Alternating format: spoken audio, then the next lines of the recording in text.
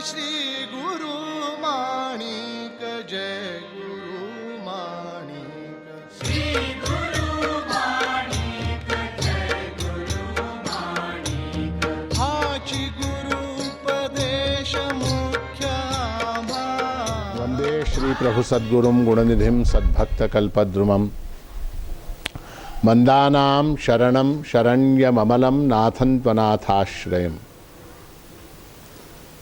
यत्सत्तावशजेन स्थावर भवो देहस्सुचेष्टान्वितः सोऽयं वो विदधातु वाञ्छितफलं माणिक्यकल्पद्रुमः।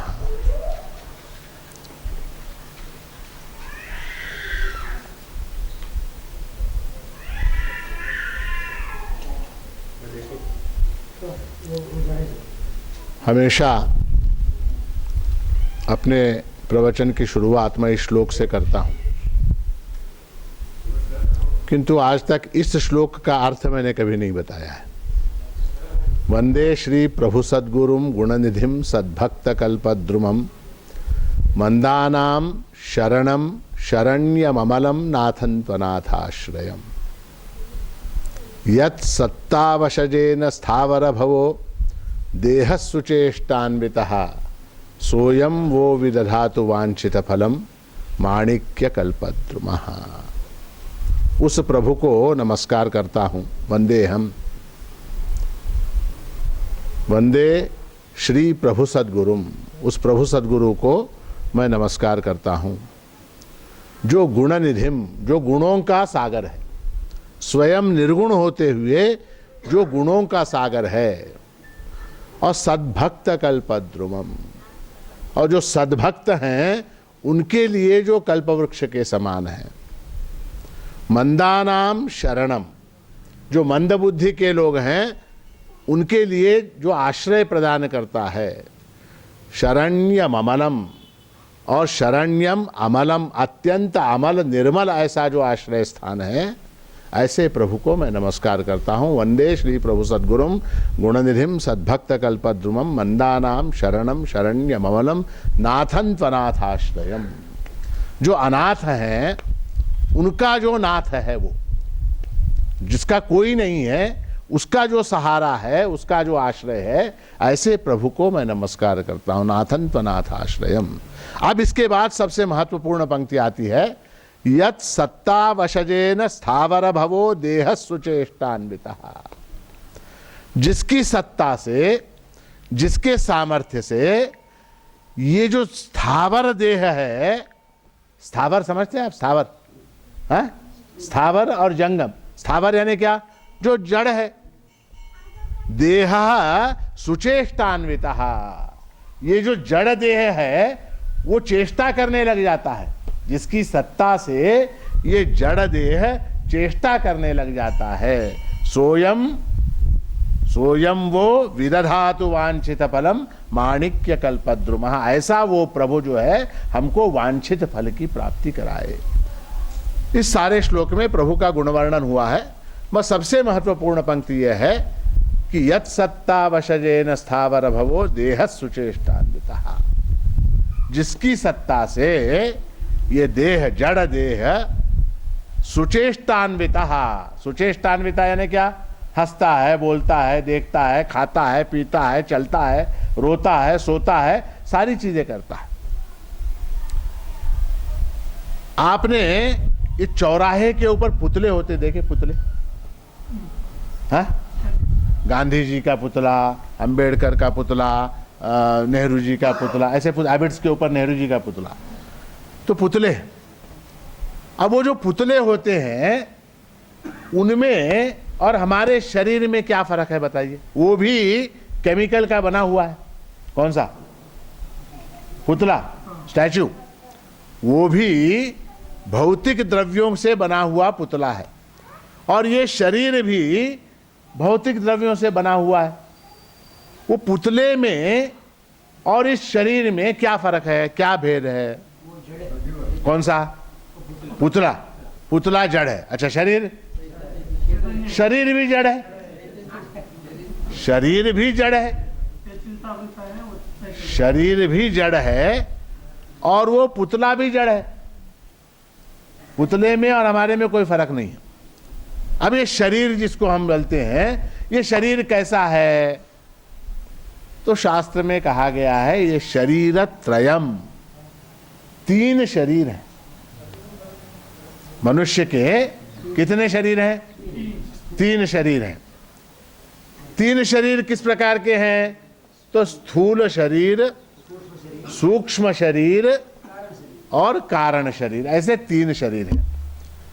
अब जैसे हमने ऊपर से कोट पहना, ऊपर से कोट पहन लिया, कोट के अंदर क्या पहना? शर्ट पहनी, शर्ट के अंदर क्या पहनी? बनियान पहनी। तो 3 चीजें पहनी क्या नहीं? उसी तरह से ये जीवात्मा भी 3 शरीर धारण करता है। एक का नाम है कारण शरीर, उसके ऊपर है सूक्ष्म शरीर, उसके ऊपर है स्थूल शरीर, जो ये दिखाई दे रहा है, ये स्थूल शरीर है। अब ये तीनों भी जो देह हैं, तीनों भी जो शरीर हैं, वो जड़ है। वो तीनों भी जड़ हैं। जड़ यानी क्या? जड़ यानी क्या? जड़ यानी जो स्वयं को नहीं जानता और अन्यों को नहीं जानता, वो जड़। जो स्वयं को नहीं जानता और जो अन्यों को नहीं जानता, वो जड़।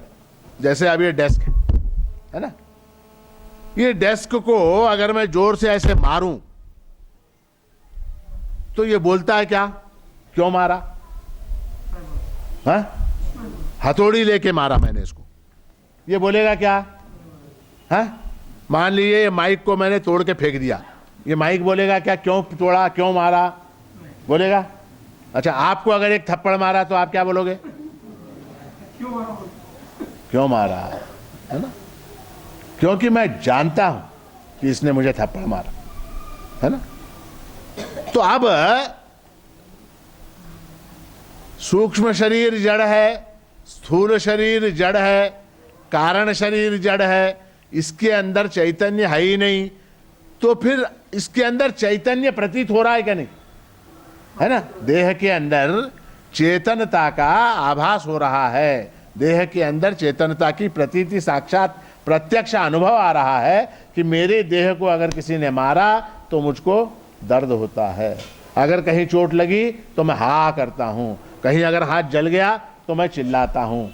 स्पर्श का ज्ञान होता है, गंध का ज्ञान होता है, रस का ज्ञान होता है, रूप का ज्ञान होता है, इन सारी चीजों का ज्ञान होता है। अब शरीर तो जड़ है, मगर यहां चैतन्य दिखाई दे रहा है। तो अब ये जो चैतन्य है, ये शरीर का धर्म है क्या? अब मान लीजिए एक व्यक्ति है, आपको मालूम है कि वो गरीब है, दरिद्र है, भिखारी है, और आपके घर की शादी में जब वो आया, शादी अटेंड करने के लिए, तो कार में बैठ के आया, कार में सूट बूट वगैरह सब पहन के आ गया, उसके साथ उसकी पत्नी, वो एक 50 तोले सोने के आभूषण पहन के आ गई, तो आप क्या बोलोगे? हाँ, क्या बोलोगे? नहीं, स्वागत नहीं, आप क्या सोचोगे उसके बारे में? इसके पास ये दरिद्र है, भिखारी है, इसके पास तो पैसे नहीं है, मगर मेरे पास आया है तो कार में बैठ के आया, सूट बूट पहन के आया, और उसकी पत्नी जो है गहनों से लदी हुई आ गई। आप क्या अनुमान करोगे? कि ये कहीं से मांग के लाया है ना?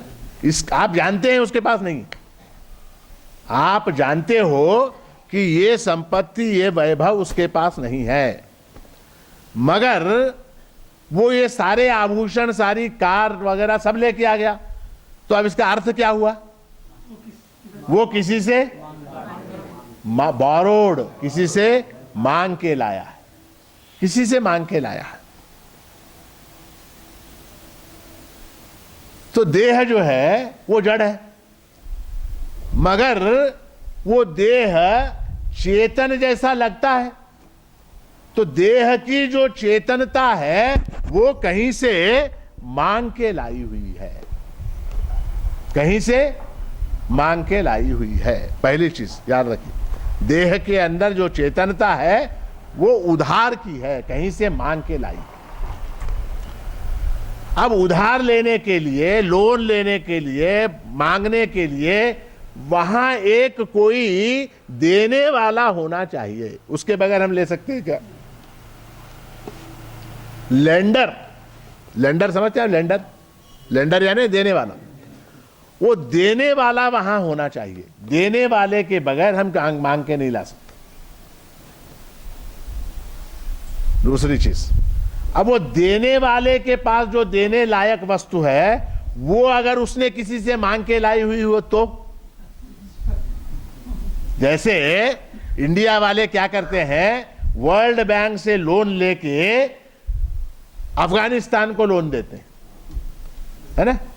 वर्ल्ड बैंक से इन्होंने लोन लिया, खुद भिखारी, वर्ल्ड बैंक से लोन लिया, और लोन किसको दे रहे हैं? वियतनाम, अफगानिस्तान, इनको छोटे छोटे जो देश हैं उनको अपनी तरफ से ये $100 करोड़, $200 करोड़ ये लोन देते हैं। तो ओरिजिनल जो लेंडर है वो बोरोवर नहीं होना चाहिए।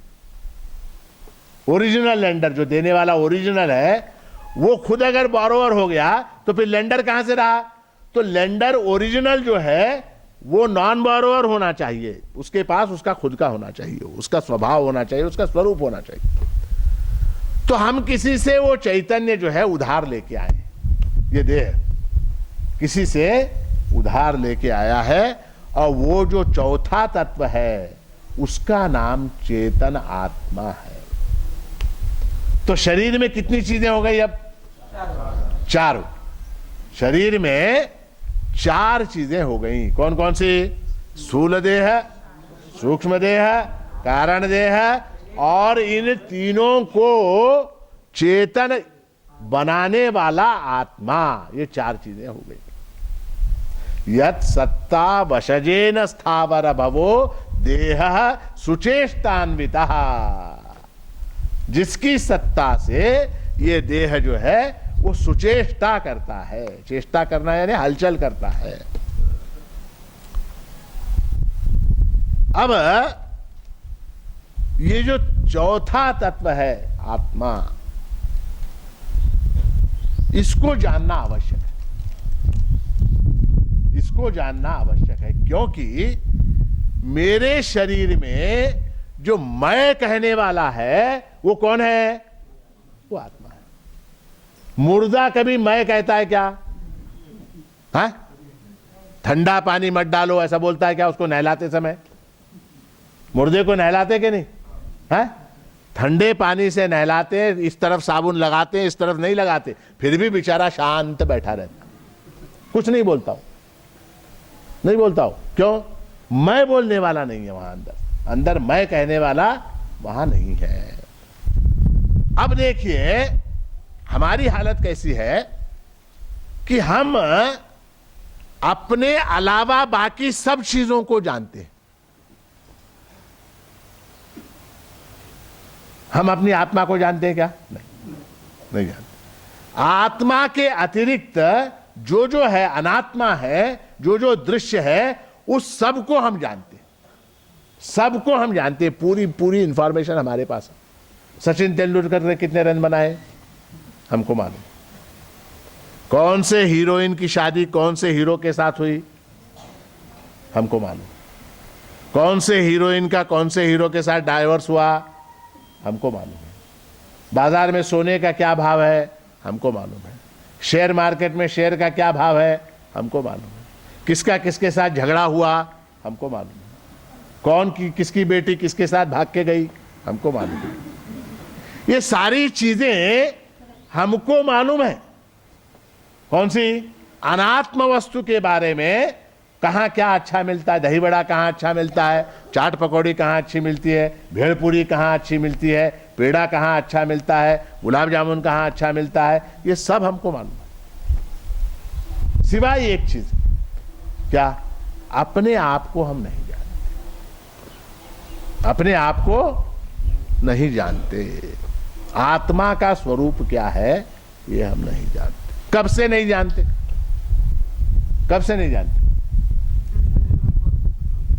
अनादि अनंत काल से नहीं जानते। अनादि अनंत काल से हम अपने आत्म स्वरूप को नहीं जानते। अब इसीलिए हजारों वर्ष पूर्व वैदिक ऋषियों ने भी यही प्रश्न किया है, यही प्रश्न किया। क्या? तो केनोपनिषद का पहला मंत्र है कि केनेशितम पतति प्रेषितम मनः केन प्राणः प्रथम प्रैतियुक्तः केनेशिताम वाचमिमाम वदन्ति चक्षुश्रोत्रम कौ देवो युनक्ति। ये केनोपनिषद का पहला मंत्र है। उसमें ऋषि कहते हैं केनेशितम पतति प्रेषितम मनः, किसके द्वारा प्रेरित होकर ये मन अपना काम करता है। मन में अब जैसे फोन है ना, अब फोन के अंदर जो जो कार्य होता है, मोबाइल फोन के अंदर क्या क्या होता है, आप फोटो खींच सकते हैं, आप व्हाट्सएप कर सकते हैं, आप एसएमएस कर सकते हैं, आप कुछ भी नोट्स बना सकते हैं, अनेक चीजें कर सकते हैं। वो सब किसकी वजह से कर सकते हैं?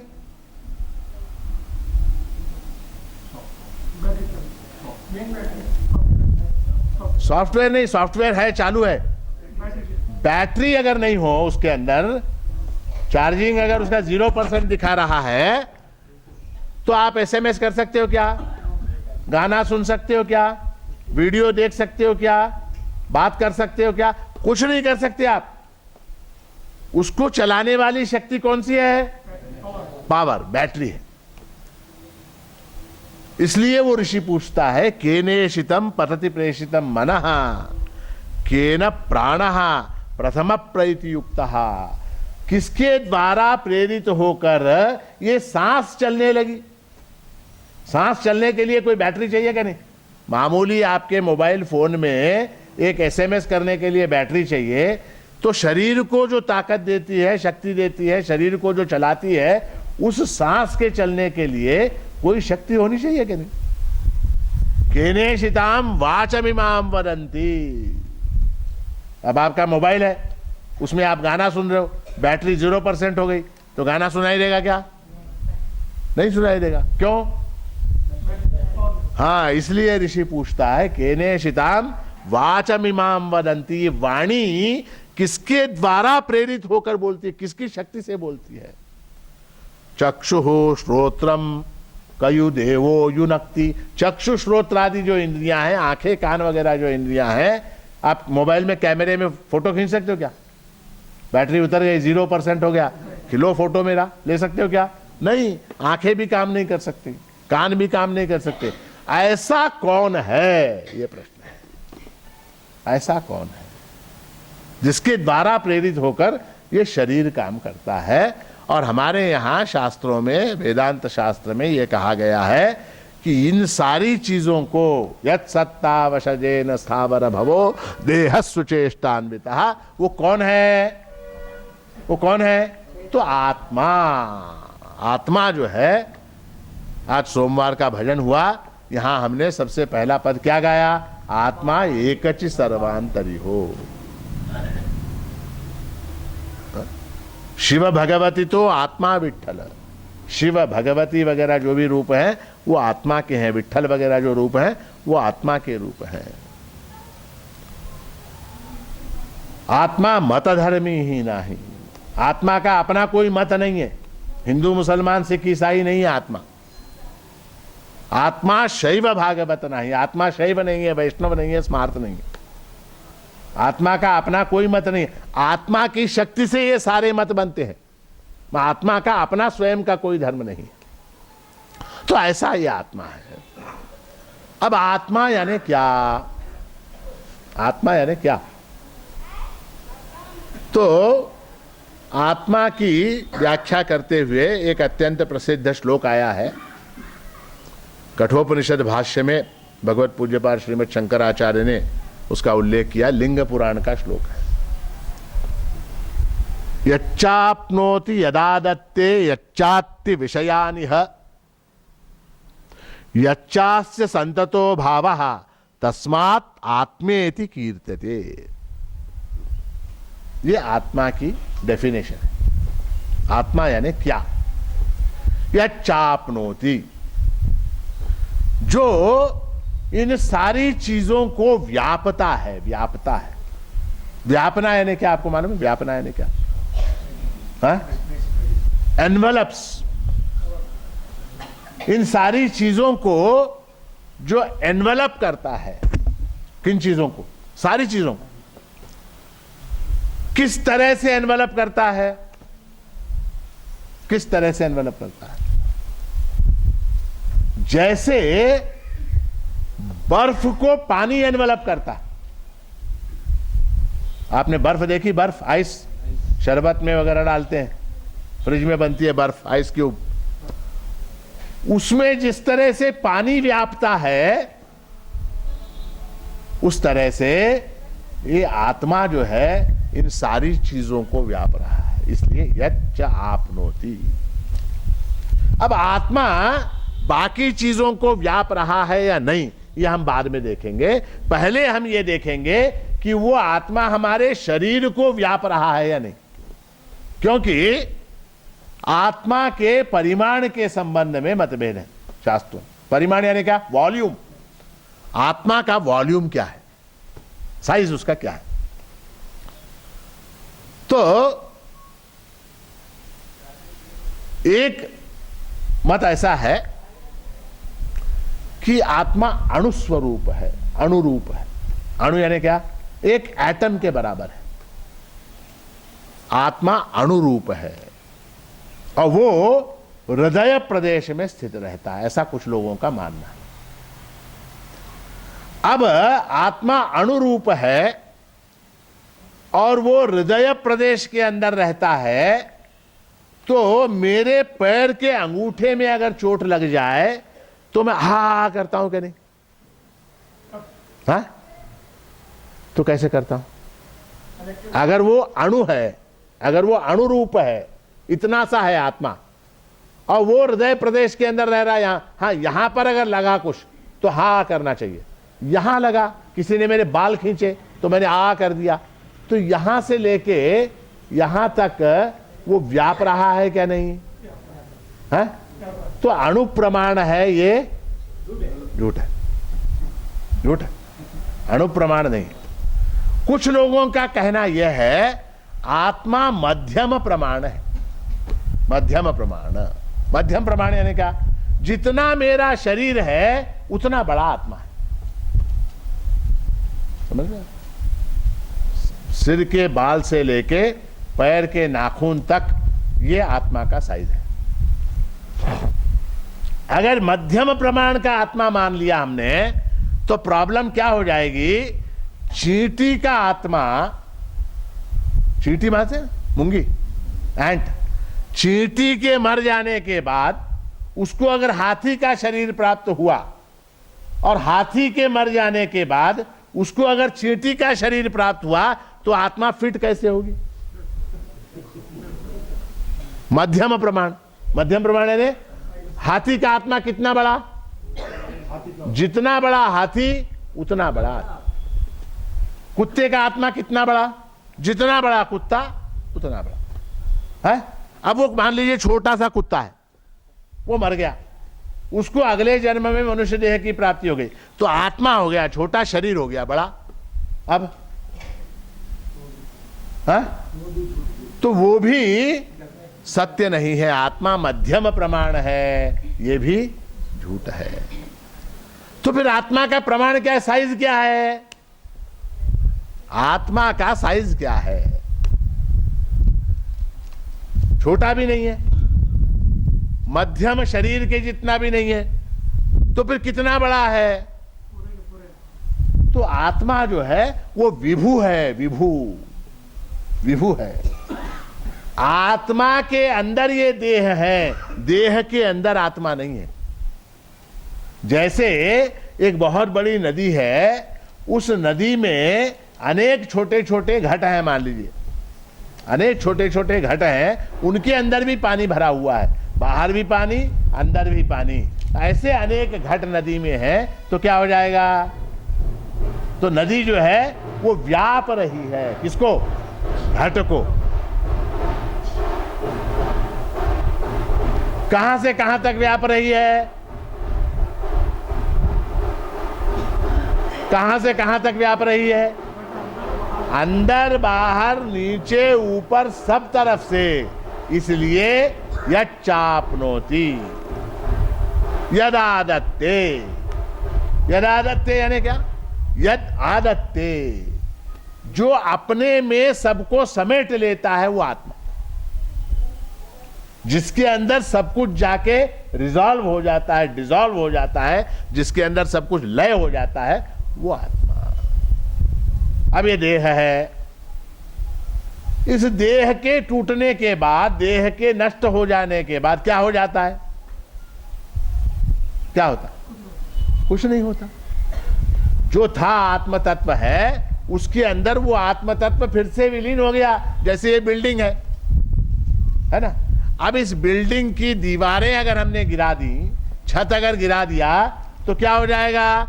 यहां का आकाश और बाहर का आकाश वो एक हो जाएगा। अब भिन्न भिन्न है क्या? इस वक्त भिन्न है क्या? यहां का आकाश, मठ में का आकाश और बाहर का आकाश वो भिन्न भिन्न है क्या? नहीं, तो वो एक ही है। तो यदादत्ते, जिसके अंदर जाके वो सारे रिजॉल्व हो जाते हैं। यच्चात्ति विषयानिह। यच्चा अत्ति, अत्ति यानी जो इन विषयों का उपभोग घेता है, जो इन विषयों का उपभोग, शब्द स्पर्श रूप रस गंध, इनका जो भोग लेता है। येन रूपम रसम गंधम शब्दान स्पर्शागुश्च मैथुनान एते नैव विजानाति किमत्र परिशिष्यते एतद्वै तत्। कठोपनिषद का मंत्र। जिसके कारण गंध का आनंद हम लेते हैं, जिसके कारण रूप को हम देखते हैं, जिसके कारण रस की अनुभूति होती है, जिसके कारण स्पर्श का ज्ञान होता है, वो आत्मा। तो तीन चीजें हमने देखी। कौन सी? यच्चाप्नोति, जो सबको व्याप रहा है वो आत्मा, जिसके अंदर सब कुछ लीन हो जाता है वो आत्मा। यच्चा अत्ति, जो भोग लेता है, विषयों का सेवन करता है, भोक्ता जो है, तू भोक्ता जगी जगद आत्मा, तू चुकुन को आत्मा रामा। तो जो भोक्ता है, भोग लेने वाला है, वो आत्मा है। और चौथी बात क्या कही? यच्चास्य संततो भावः, जिसका कभी अभाव नहीं होता। किसी भी काल में, किसी भी क्षण जिसका अभाव नहीं होता। अभाव यानी क्या? अभाव मालूम है आपको? अभाव, अभाव यानी क्या है? एब्सेंस। अभाव यानी न होना, अभाव यानी न होना, भाव यानी होना। तो जिसका कभी भी अभाव नहीं होता वो आत्मा। यच्चास्य संततो भावः तस्मात् आत्मेति कीर्तते, इसलिए उसको आत्मा कहते हैं। अब अभाव कैसे नहीं होता, थोड़े में संक्षेप में देखिए कि शरीर बदल गया मेरा। बचपन में छोटा था, अब बड़ा हो गया, बुढ़ापे में जीर्ण हो जाएगा। तो ये जो परिवर्तनशील शरीर है, इसको जानने वाला मैं हूं क्या? नहीं। मेरे बाल काले थे, मेरे बाल किसी जमाने में काले हुआ करते थे, इसका साक्षी कौन? अगर मेरा ही अभाव हो जाता, मैं अगर देह के साथ बदलता, तो किसको याद रहता कि मेरे बाल काले थे? मेरे बाल काले थे, ये किसको याद रहता? मुझे याद है कि किसी जमाने में जब मैं 20 साल का था, 25 साल का था, तो मेरे बाल काले थे। अब मैं 50 साल का हुआ, 60 साल का हुआ तो मेरे बाल सफ़ेद हो गए, अब उसके बाद और झड़ जाएंगे, फिर मैं और कुछ हो जाऊंगा, और कुछ दांत गिर जाएंगे, जर्जर हो जाएगा, जो भी होगा। तो इसका साक्षी जो है वो मैं हमेशा हूँ क्या नहीं? जागृति में, हमेशा बताता हूँ मैं आपको, उदाहरण नहीं दूंगा, अब लंबा नहीं करूँगा। जागृति में, स्वप्न में, सुषुप्ति में, यौवन में, बाल्य में, वार्धक्य में, तारुण्य में, सारी अवस्थाओं में, जन्म से पूर्व मृत्यु के बाद भी मेरा अभाव नहीं होता। यच्चास्य संततो भावः तस्मात् आत्मेति कीर्त्यते। ऐसा ये आत्मा है। और महाराज जी तो कहे शिव भगवती तो आत्मा विठ्ठल, वही आत्मा ही हमारा उपास्य है।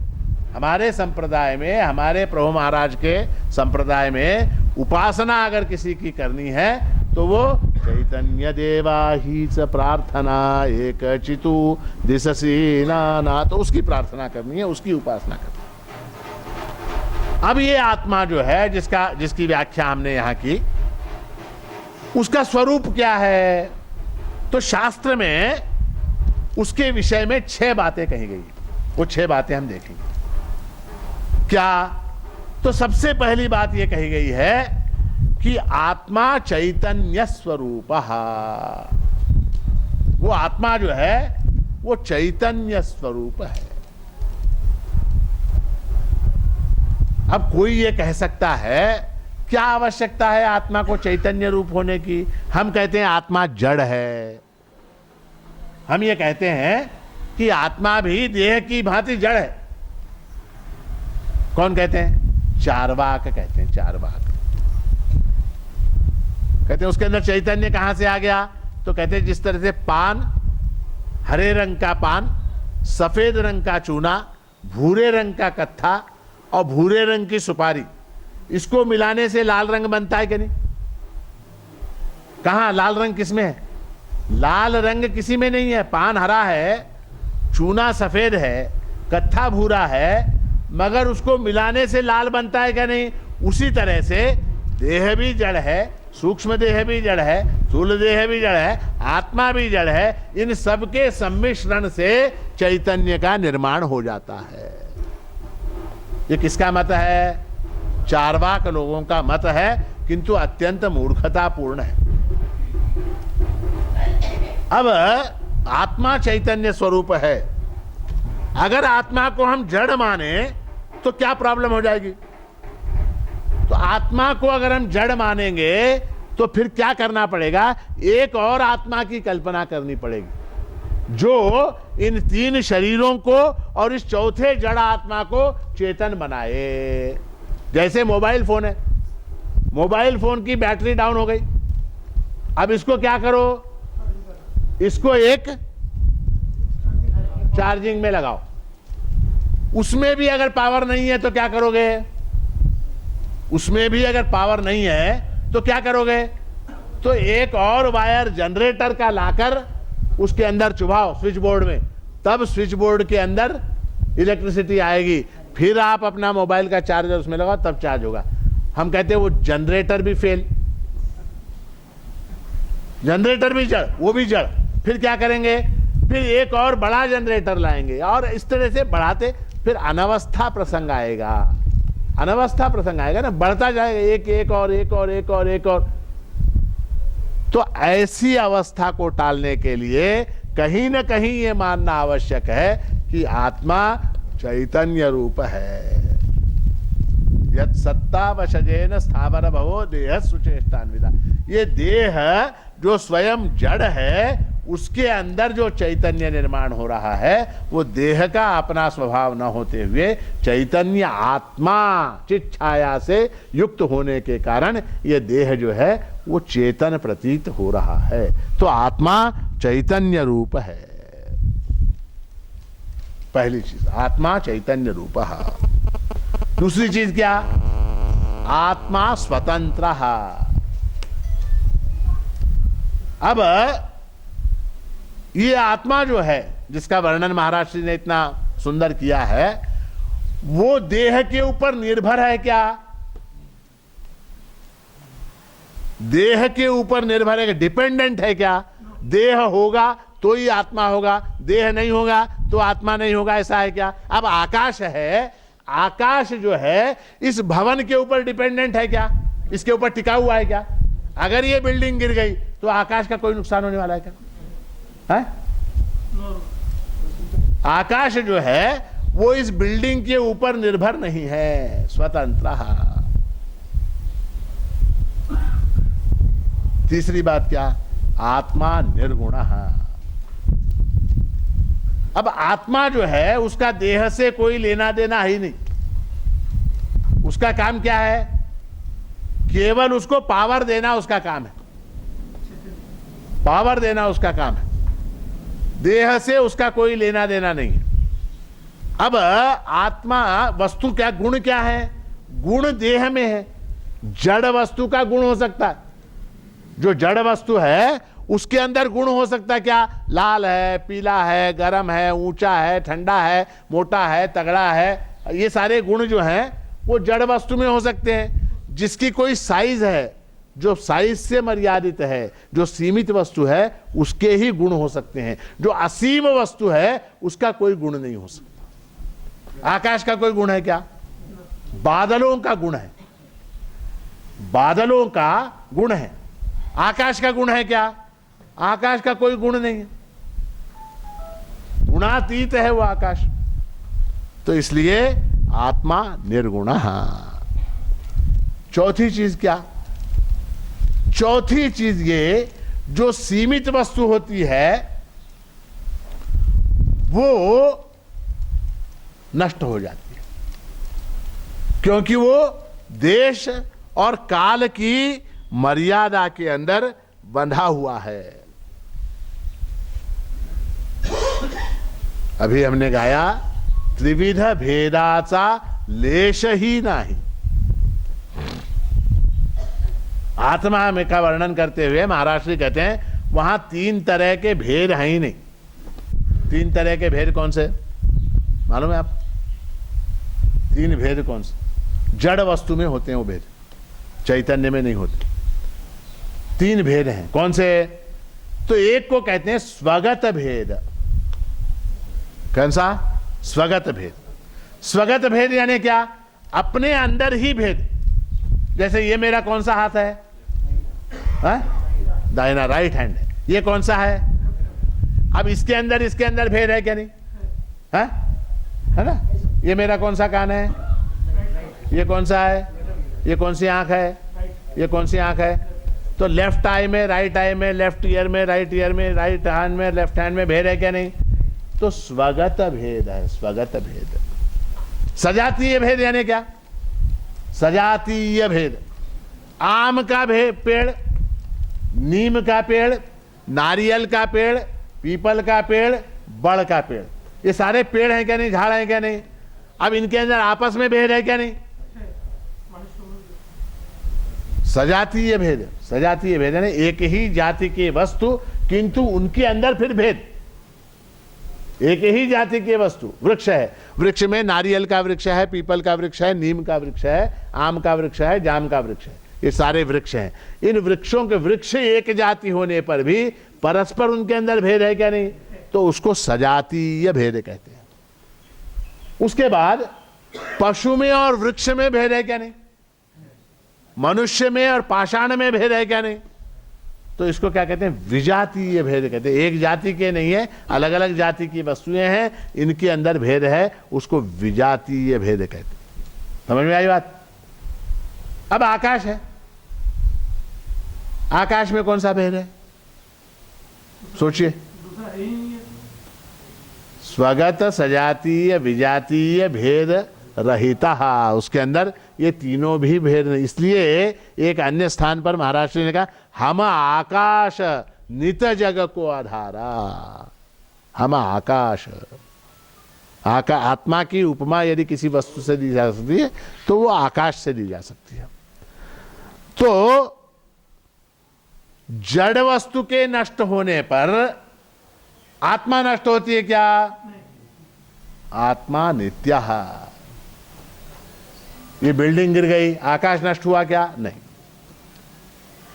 पांचवा जो लक्षण है, पांचवा जो स्वरूप लक्षण आत्मा का है, आत्मा सर्वगतः। अब जैसे कोई वस्तु है, मान लीजिए, उसके कितने डायमेंशन होते हैं? साइंस में कहते हैं कि कितने डायमेंशन? 3 डायमेंशन। आप साइंस के जो स्टूडेंट हैं आपको मालूम है, किसी एक कागज के ऊपर मैंने अगर चित्र बनाया, मान लीजिए गोपाल कृष्ण भगवान का चित्र बनाया और ऐसे आपको दिखाया, तो कितना डायमेंशन हुआ? वो 2 डायमेंशन। क्या हुआ? लंबाई और चौड़ाई। हाँ, 2 डायमेंशन बना। अगर मान लीजिए मैंने वही राधा कृष्ण के चित्र को एक मूर्ति बना दी, जिसके अंदर चेहरा भी है, बाल भी है, पीठ भी है, हाथ पैर कमर वगैरह सारे अवयव चारों तरफ से देखने लायक बना दिया, तो फिर क्या हो गया? 3 डायमेंशन हो गया। कौन सा? लंबाई है, चौड़ाई है और गहराई है उसके अंदर। 3 डायमेंशन हो गए। वैज्ञानिक कहते हैं किसी भी वस्तु में 4 डायमेंशन होते हैं। कौन से? 3 जो है वो स्पेस से संबंधित है, देश से संबंधित है, और चौथा काल से संबंधित है। कोई भी वस्तु काल से मर्यादित है। सन 1600 में आप लोग थे क्या? शिवाजी महाराज के जमाने में आपने किसी ने शिवाजी को देखा क्या? है? महात्मा गांधी को देखा है क्या? लॉर्ड माउंटबेटन को देखा है क्या? नहीं। क्यों नहीं देखा? क्यों नहीं देखा? नहीं थे, नहीं। काल से मर्यादित। अच्छा, जाने शिवाजी महाराज ने आपको देखा क्या? शिवाजी महाराज ने आपको देखा क्या? नहीं देखा। निजाम सरकार आपको देखे क्या? हैदराबाद में आप रहते, किंग कोठी के सामने से जा रहे, अरे इसको मैं देखे, सो ऐसा बोले क्या? तो काल से मर्यादित है। चंद्रबाबू नायडू को देखे आप? क्यों? एक ही काल में। केसीआर को देखे? देखे। सोनिया गांधी को देखे? एक काल में जो है उसको हम देख सकते हैं। जो कालातीत, जो गुजर गया, पिछले जमाने में चला गया, या आगे आने वाला 100 साल बाद आंध्रा का, तेलंगाना का चीफ मिनिस्टर कौन बनता, उसको आप देख सकते हैं क्या? नहीं देख सकते। तो किसी भी वस्तु में काल का एक एंगल है, काल का डायमेंशन है। परंतु चैतन्य तत्व वो देश और काल से मर्यादित नहीं है। देश और काल से मर्यादित नहीं है, देश परिच्छिन्न भी नहीं है, वस्तु परिच्छिन्न भी नहीं है, और वस्तु, व्यक्ति का, देश काल, वस्तु, इन तीनों परिच्छेदों से रहित ऐसा ये चैतन्य तत्व होने के कारण वो सर्वगत है। सर्वगत। आपने पानी को देखा? पानी वो बोतल इधर लो। अब ये जो पानी है, तीर्थ है, इसमें बैठो, इसमें तीर्थ है, पानी है। अब ये इस बोतल से मर्यादित है ना? इस बोतल से मर्यादित है। अगर इसको हमने खोला और बोतल की मर्यादा से इस जल को अगर मुक्त कर दिया तो क्या हो जाएगा? पानी सब तरफ फैल जाएगा। कहां तक फैलेगा? कहां तक फैलेगा? जहां तक उसका वॉल्यूम है वहां तक, एक मान लीजिए 2 फीट 2.5 फीट तक ये पानी फैल जाएगा। जो असीम अनंत तत्व है, जो इन्फिनिट है, अनंत है, वो कहां तक फैलेगा? उसको हमने देह में मर्यादित कर लिया। वास्तव में हम उसके अंदर हैं, उस देह के अंदर, उस आत्म तत्व के अंदर। आत्मा के अंदर, हमारे अंदर आत्मा है ऐसा जो हम समझते हैं वो भ्रम है। आत्मा के अंदर ये देह है, वो आत्मा देह के बाहर भी है और अंदर भी। गुब्बारा, गुब्बारा देखा आपने? गुब्बारा क्या बोलते हैं उसको? फुगा। फुगा, फुगा। गुब्बारा हवा के अंदर होता है या हवा गुब्बारे के अंदर होती? बताइए। है? फुगे के अंदर हवा, बाहर नहीं होती। गुब्बारा जो है वो हवा के अंदर है या बाहर है? नहीं, एक जवाब दो, अंदर या बाहर? हवा के अंदर वो है। क्या? गुब्बारा हवा के अंदर है और गुब्बारे के अंदर हवा नहीं है? हाँ? नहीं, डाला हुआ है मान लीजिए। हवा अंदर है, बाहर है। तो अब गुब्बारा हवा के अंदर है या हवा गुब्बारे के अंदर है? हाँ हाँ नहीं, अब सवाल यह है आत्मा आपके अंदर है क्या बाहर है?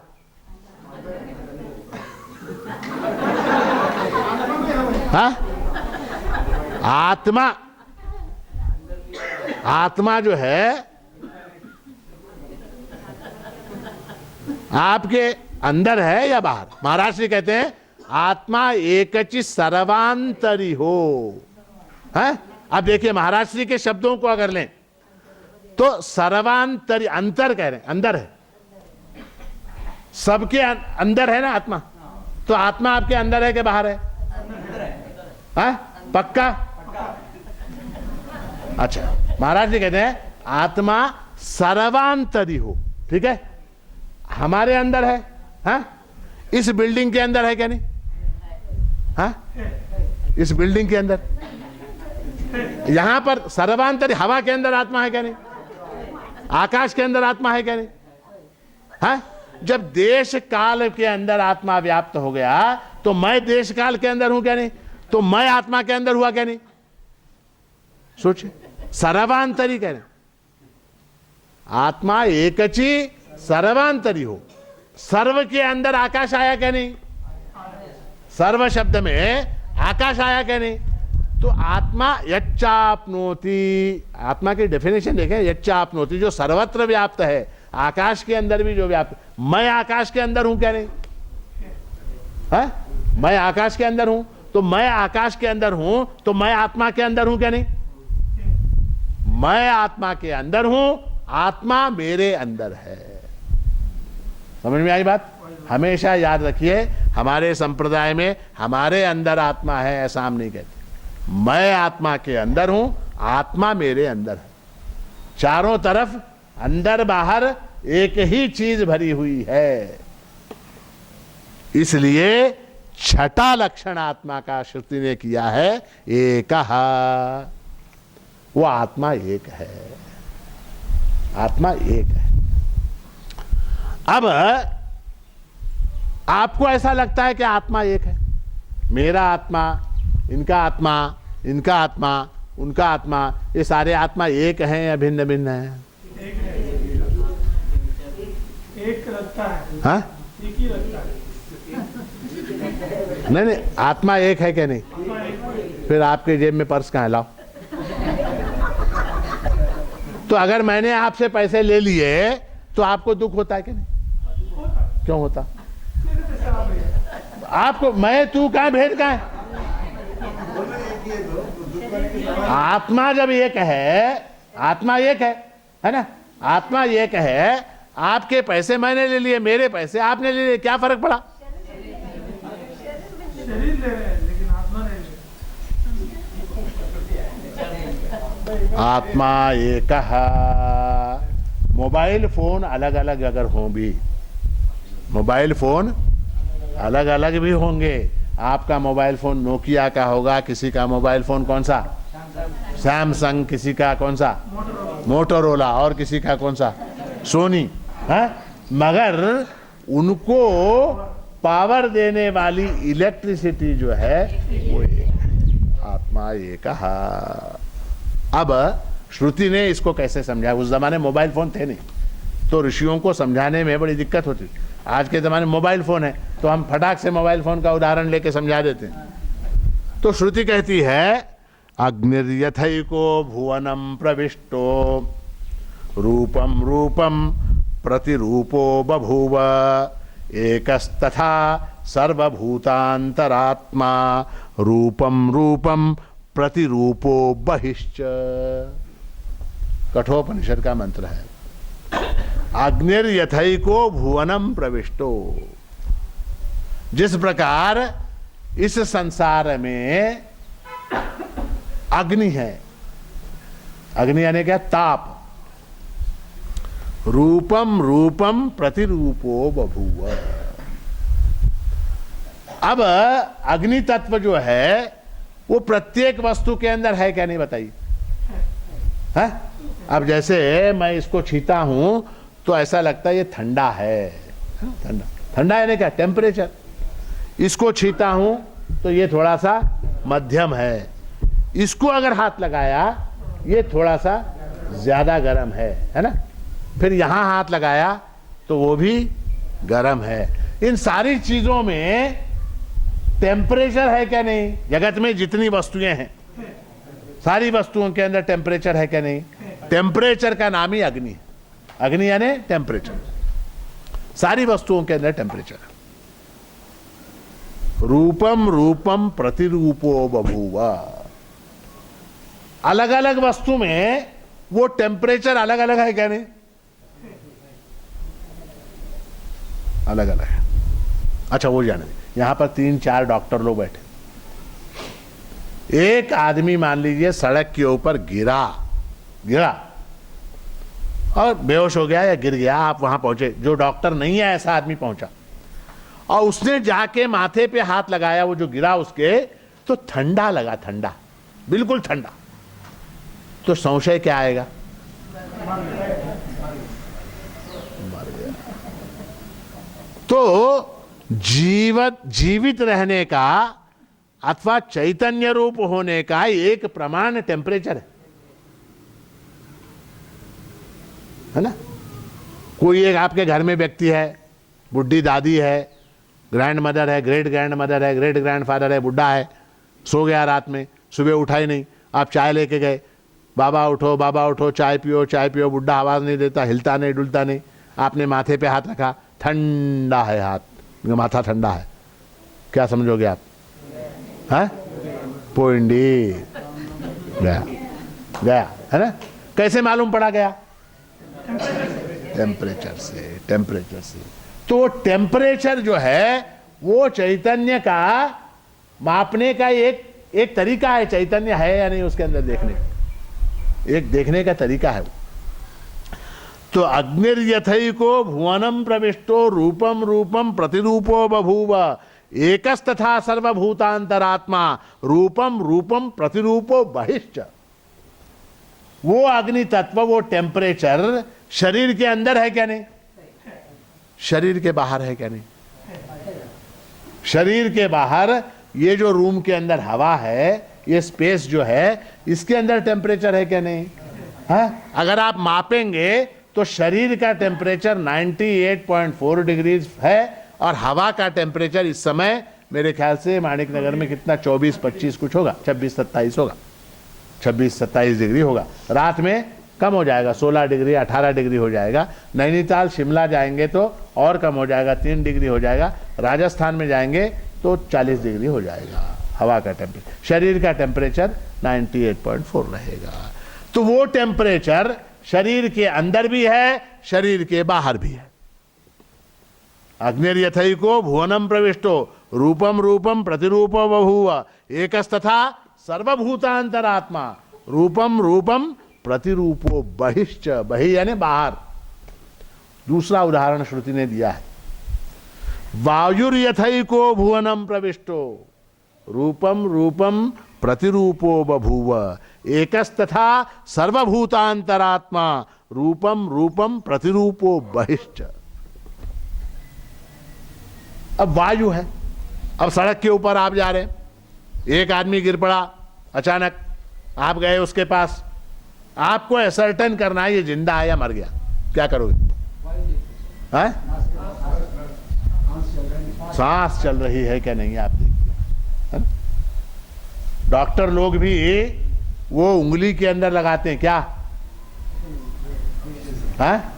ऑक्सीजन का।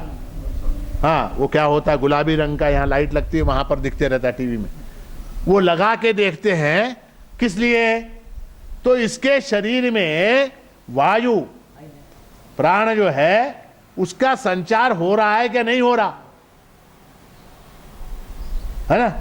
तो वायु जो है एक मापदंड है चैतन्य को देखने का।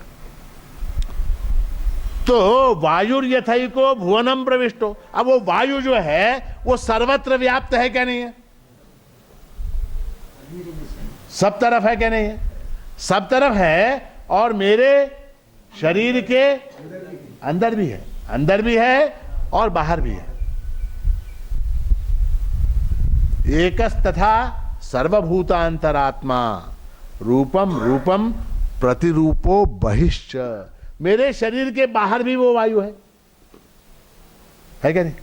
अच्छा, वो जो वायु मेरे शरीर के अंदर है और मेरे बाहर है, वही वायु जो आपके नाक शरीर के नाक के द्वारा शरीर के अंदर जा रही है, बाहर आ रही है, वही वायु जो इनकी नाक में जाके आ रही है, उनकी नाक में, कुत्ते की नाक में, बिल्ली की नाक में, शेर की नाक में, घोड़े की नाक में जा रही है, वो वायु एक है या भिन्न भिन्न है? वायु जो है वो एक। अच्छा, हिंदू की नाक में जो हवा जा रही है और मुसलमान की नाक में जो हवा जा रही है, वो भिन्न भिन्न है क्या? अच्छा, उस हवा के बिना, उस वायु के बिना वो हिंदू हिंदू रहेगा क्या? मुसलमान मुसलमान रहेगा क्या? क्या होगा? क्या हो जाएगा? हा? कुछ नहीं, जड़ हो जाएगा, मर जाएगा, प्रेत हो जाएगा। फिर कहाँ का हिंदू, कहाँ का मुसलमान? मर गया। उसका जो हिंदुत्व का अभिमान है, इसका जो मुसलमान इस्लाम का अभिमान है, इसका और क्रिश्चियनिटी का अभिमान है, ये सारे अभिमान कब तक हैं? जब तक सांस चल रही है। और वो सांस एक है, वो सांस एक है, वो हवा एक है। वायुर्यथैको भुवनम प्रविष्टो रूपम रूपम प्रतिरूपो बभूव। अनेक अनेक शरीरों में जाके वो अलग अलग आकार की हो गए, अलग अलग रूप उसने धारण किए। और एकस्तथा सर्वभूतांतरात्मा रूपम रूपम प्रतिरूपो बहिश्च। बाहर भी वही है, अंदर भी वही है। तो इसलिए महाराज जी कहते हैं कि आत्मा एकची सर्वांतरी हो, आमा कोण शैव वैष्णव हो। हम भेद क्या करते हैं? हम शैव हैं, हम वैष्णव हैं, ऐसा भेद करते हैं क्या नहीं? सकल मता बंधु हो आम्ही चेतनी त्रिविध भेदाचा लेशहीन। उस चैतन्य तत्व में भेद नहीं है, जिसके कारण ये शरीर चेतन हो रहा है, उसके अंदर जब भेद नहीं है तो जड़ वस्तु में भेद कहां से आएगा बताइए? जड़ में तो भेद को जानने की, समझने की बुद्धि नहीं है, ज्ञान ही नहीं है। जड़ तो जड़ है। चैतन्य में भेद नहीं है, जड़ में भेद नहीं हो सकता, तो फिर रहा कहां भेद? भेद रहा कहां? वो अज्ञान है। तो इसलिए शरीर, हमने क्या क्या देखा? शरीर त्रय अनात्मा है, उसको चेतन बनाने वाला चौथा जो तत्व है उसका नाम आत्मा है। वो चैतन्य रूप है, वो स्वतंत्र है, वो निर्गुण है, वो नित्य है, वो सर्वगत है और वो एक है, एक है। अब हमारे से गलती क्या हो जाती? हमारे से गलती क्या हो जाती? हम क्या करते हैं कि हमारा जो स्वरूप है, हमारा जो आत्मा, आत्मा यानी क्या? हमारा स्वरूप, उसको भूलकर, उसको छोड़कर हम अनात्मा के चक्कर में पड़ जाते हैं, अनात्मा के चक्कर में पड़ जाते हैं। इसलिए शास्त्र ने, वेदांत शास्त्र में दृग दृश्य विवेक नाम का एक विवेक बताया गया, एक मेथड बताया गया। जगत में दो प्रकार की वस्तुएं हैं। कौन सी? एक दृष्टा है, जो जानने वाला है, ऑब्जर्वर है, और दूसरी वस्तु क्या है? दृश्य है। दृश्य यानी जिसको मैं देख रहा हूं, जिसको मैं जान रहा हूं, ऑब्जर्व्ड है। हम अपने आप को दृश्य की कोटि में मान लेते हैं, जबकि हम दृष्टा हैं। हम अपने आप को दृश्य की कोटि में डाल देते हैं, जबकि हम दृष्टा हैं। देखिए, छोटा सा उदाहरण देके समाप्त कर देता हूं। जैसे ये कुर्ता है ना, इस कुर्ते को मैं जानता हूं क्या नहीं? इसका भोग मैं लेता हूं क्या नहीं? है? तो मेरा कुर्ता ये मैं हो सकता है क्या? नहीं। मेरा कुर्ता ये मैं नहीं हो सकता। ठीक है। अब अगर ये मेरा कुर्ता मेरे शरीर से चिपका होता, मेरे शरीर से चिपका हुआ होता, वो कर्ण का जैसा ये था ना, क्या कवच, वैसा अगर मेरा ये कुर्ता मेरे शरीर से चिपका हुआ होता तो मैं रोज अलग अलग कलर की शर्ट पहन सकता था क्या? आज नीली पहनी, कल गुलाबी पहनी, फिर पीली पहनी, सफ़ेद पहनी, हरी पहनी, आज सफ़ेद पहनी। तो अलग अलग रंग के कुर्ते मैं पहन सकता था क्या? नहीं पहन सकता। अगर मेरे शरीर का हिस्सा ये कुर्ता होता तो।